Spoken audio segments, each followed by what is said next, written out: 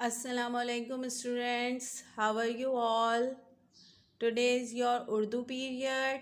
First recite dua Rabbi zidni ilma. اے میرے رب میرے علم میں اضافہ فرما. Open page number 55. سبق نمبر 12. سبق کا عنوان عید الاضحیٰ. تدریسی مقاصد. عید الاضحیٰ کی اہمیت سے متعارف کرانا، عید الاضحیٰ کے دن کی مصروفیات سے آگاہ کرنا، اللہ کی راہ میں پیاری چیز قربان کرنے کا جذبہ پیدا کرنا. احمد اور طلحہ اپنے ابو جان کے ساتھ شام کو گھر کے قریبی باغ میں سیر کے لیے نکلے. کیا دیکھتے ہیں کہ باغ کے باہر اور اندر بے شمار چھوٹے بڑے جانور نظر آ رہے ہیں. ان جانوروں میں بکرے، بھیڑیں، گائے اور اونٹ شامل تھے.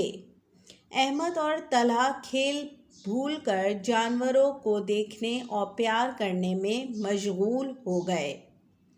دونوں اتنے ڈھیر سارے جانوروں کو باغ میں دیکھ کر پھولے نہ سمائے اور پوچھا، اتنے جانور باغ میں کیوں جمع ہیں؟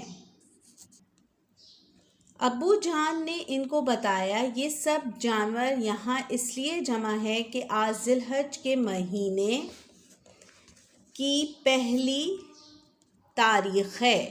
اسی مہینے کی 10 تاریخ کو عید الاضحیٰ بنائی جائے گی. اس عید پر مسلمان اللہ کی راہ میں جانوروں کی قربانی کرتے ہیں. خریدار یہاں سے اپنی پسند اور مرضی کا جانور عید پر قربانی کے لیے خریدیں گے. طلحہ: ابو جان، ہم سال میں کتنی عیدیں مناتے ہیں؟ ابو جان: ہم سال میں 2 عیدیں مناتے ہیں. عید الفطر رمضان المبارک کے روزے رکھنے کے بعد شکرانے کے طور پر بناتے ہیں، جبکہ عید الاضحیٰ حضرت ابراہیم کی سنت پر عمل کرتے ہوئے مناتے ہیں. احمد: جی ہاں، ہماری استانی صاحبہ نے حضرت ابراہیم کی اللہ کی راہ میں قربانی کا واقعہ سنایا تھا. استانی صاحبہ نے ہمیں یہ بھی بتایا کہ اللہ تعالیٰ کو حضرت ابراہیم کی قربانی بہت پسند آئی. آج دنیا بھر کے مسلمان اسی واقعے کی یاد میں عید الاضحیٰ پر جانوروں کی قربانی کرتے ہیں. ابو جان، آپ کو اس واقعے سے کیا سبق ملا؟ احمد: اس واقعے سے اللہ تعالیٰ کی راہ میں اپنی پیاری چیزوں کو قربان کرنے کا سبق ملتا ہے. ابو جان، عید والے دن ہمیں قربانی کے علاوہ اور کیا کیا کرنا چاہیے؟ طلحہ: خوشی سے ہمیں نہانا چاہیے اور اچھے کپڑے پہننے چاہیے.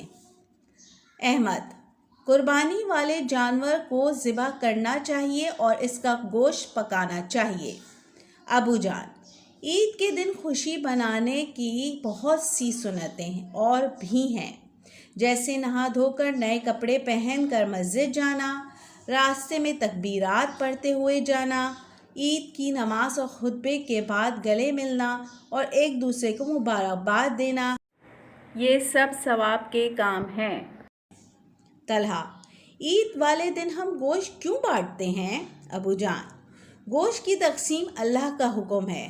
ایسا کرنے سے ہم لوگوں کو اپنی خوشی میں شامل بھی کرتے ہیں. اللہ تعالیٰ کو یہ پسند ہے کہ اس دن غریبوں، رشتہ داروں اور ہمسایوں کا خیال رکھا جائے. ہمارے پیارے نبی صلی اللہ علیہ وآلہ وسلم کی یہی سنت ہے. احمد: ابو جان، ذی الحج کے مہینے میں مسلمان سعودیہ عرب کیوں جاتے ہیں؟ ابو جان: حج اس مہینے کی خاص عبادت ہے. دنیا بھر سے لاکھوں مسلمان حج کی ادائیگی کے لیے سعودیہ عرب کے شہر مکہ مکرمہ جاتے ہیں.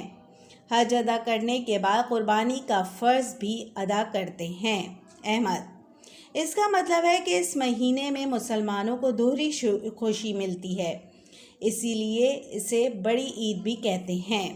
ابو جان: جی ہاں، کیونکہ مسلمان اس مہینے میں قربانی اور حج کا فریضہ ادا کرتے ہیں۔ ٹھیک ہے بیٹا، اس سبق سے مشکل الفاظ انڈر لائن کیجیے گا۔ اپنا بہت خیال رکھیے گا۔ اللہ حافظ۔